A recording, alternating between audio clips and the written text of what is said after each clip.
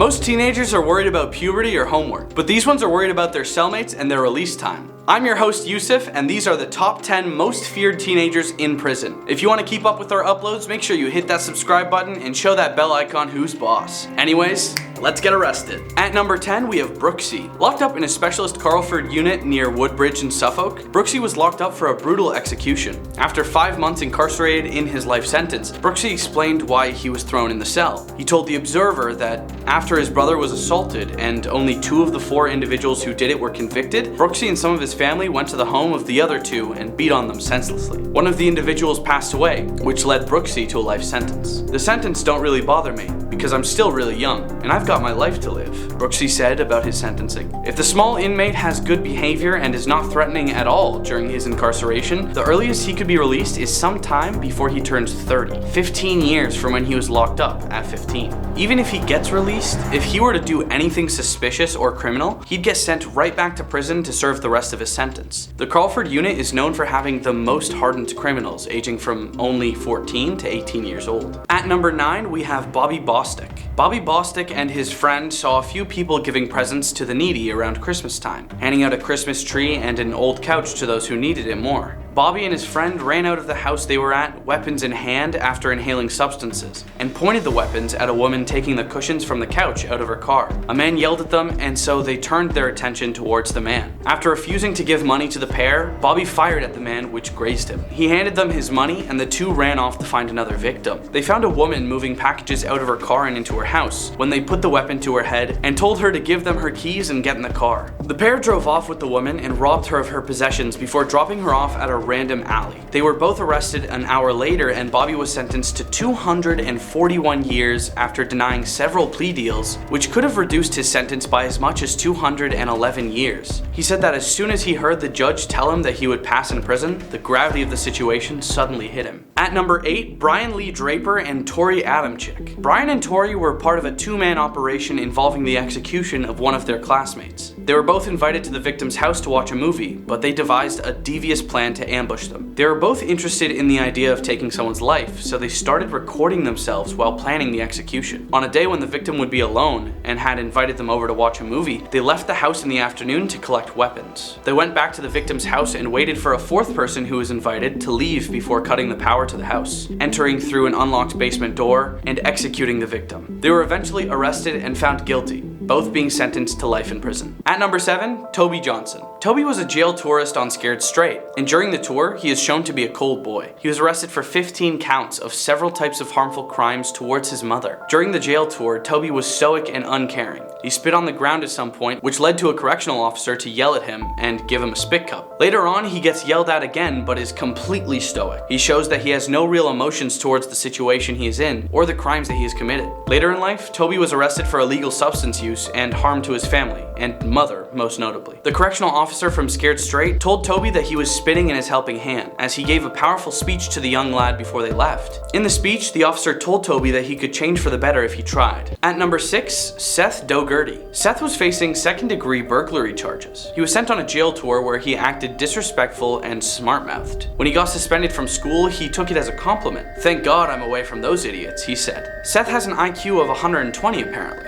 His intelligence leads to his arrogant personality. During the jail tour, a correctional officer asked him if he wanted to go inside of a jail cell, trying to show him how uncomfortable and small it was. And Seth responded with, "The door isn't open." Later on, an inmate was showing Seth pictures of his own kids. He said, "This all I have of my kids." Seth says, "Have you tried parole?" Seth then changed his attitude quickly after spending over 3 weeks in a juvenile detention center. At number 5, Daniel Bartlom. Daniel's parents had just gotten divorced and his mother remarried. This left him with a new stepdad and a younger brother. The new family was not what he wished for, and he blamed it mostly on his mother. The devious Daniel wrote violent notes directed at his mother and made her read it, along with defecating in his room and hiding the feces. This all came to a head when Daniel attacked his own mother while she slept and wound up taking her life. After this, he took his younger brother and the family dog outside of the house, and he set fire to the house. He then lied to the authorities and told them that a burglary did all of the disastrous crimes.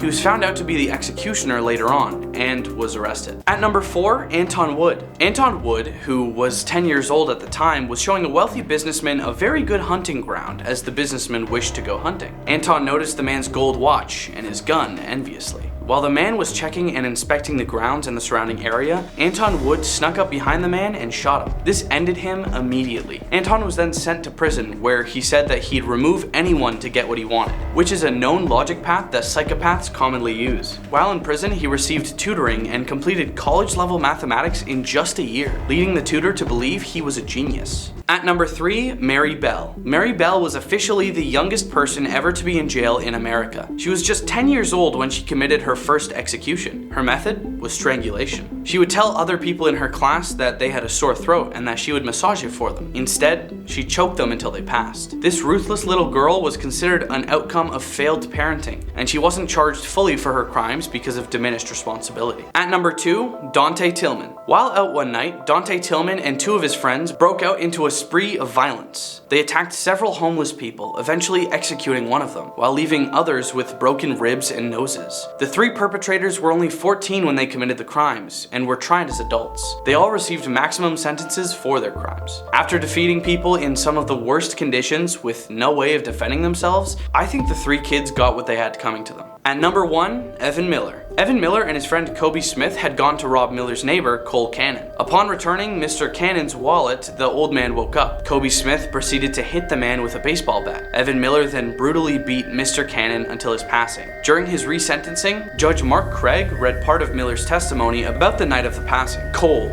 I am God. I've come to take your life." The judge referred to those words as chilling. Cole was resentenced to receive a mandatory life sentence, which made him the youngest person in Alabama to ever receive a mandatory life sentence. Thanks for watching. Those were the top 10 most feared teenagers in prison, and we'll see you next time.